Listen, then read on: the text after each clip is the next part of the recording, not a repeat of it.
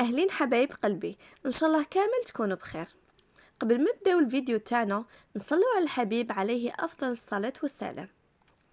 اليوم جيت وجبت لكم معايا حاجة حلوة، شوكولا تعطلي اللي كامل يحبوها كبار وصغار، بمكونات بسيطة وسريعة التحضير. نبداو الوصفة على بركة الله. نتوما كيلو باي كيل حبيتوه، حبوه كيله كبيره حبوا كيله صغيره. انا درت هنا كاس الا ربع تاع حليب كنت غليته من قبل، ونفس الكاس تعبري به كملي تعبري به كامل المكونات. درتو معمر تاع سكر، كاس معمر سكر، كاس الا ربع كاكاو، وكاس معمر زيت. ما نساوش قرصه تاع الملح، وزيدوا المعطر اللي حبيتي عطر الشوكولا، عطر البندق. انا هناك ما كانش متوفر عندي عطر الشوكولا والبندق، درت عطر تيراميسو. نحتاجو هنايا باش نطلعوا الشوكولا تاعنا ميكسور. يلا نبداو. في الوعاء تاعنا نحطو كاس الا ربع تاع الحليب اللي كنا فيضناه من قبل. تفيضيه باش ما تخسرلكش الشوكولا ليه تشد معاك اطول مده. فيضيه واحد دقيقه ونص هو يغلي، وتخليه يبرد وخدمي به. هنا نزيدو عليه الكاس تاع السكر، نديروهم مع بعض ونخلطوهم بالميكسور حتى يذوب لك كامل هذاك السكر، باش نزيدو نكملو المكونات الاخرى. خلطي واحد المده محتبره، تقريبا 5 دقائق وانتي تخلطي بالميكسور.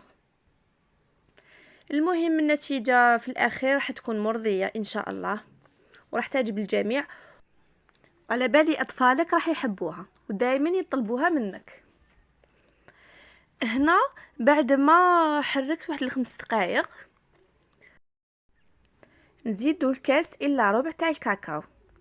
الكاكاو من الاحسن تخيري نوعيه تكون مليحه، وما ديريش الكاكاو المر، ديري الكاكاو ذاك البني الفاتح.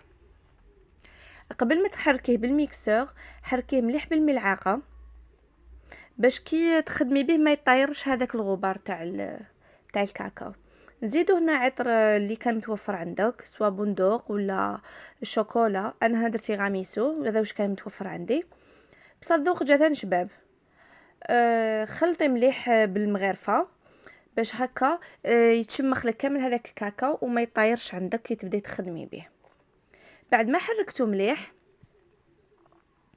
نبدا نضيف الزيت على دفعات. نبداو الدفعه الاولى ونحركه بالميكسور، ونزيدو الدفعه الثانيه ونزيدو نحركه، وفي الاخير الدفعه الثالثه ونحركه مليح مليح، وهكا تكون الشوكولا واجده معنا. وحبيت نعطيكم نصيحه، كي تبداي تحركي بالميكسور سي ما تقعديش تخرجي وتعاودي تدخلي وتخرجي وتدخلي فيه.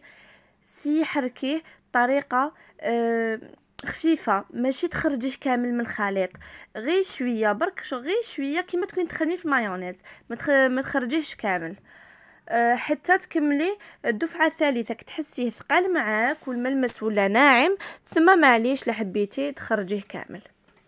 انا هنا سيت ما نقطعش معاكم المقطع، زربته كهذا ما كان باش هكا تشوفوا كيفاش كان وكيفاش ولا.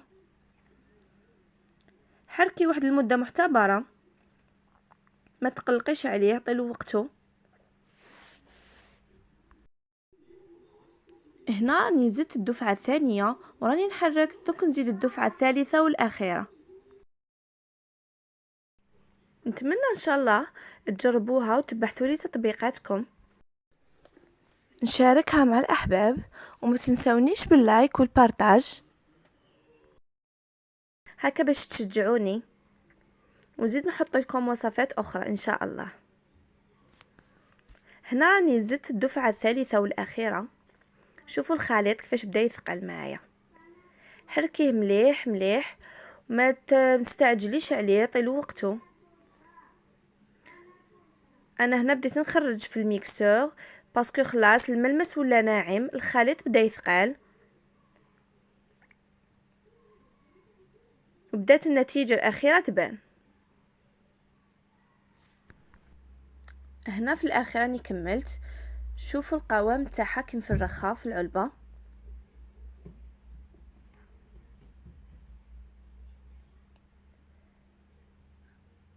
قوام رائع سهل للطلي.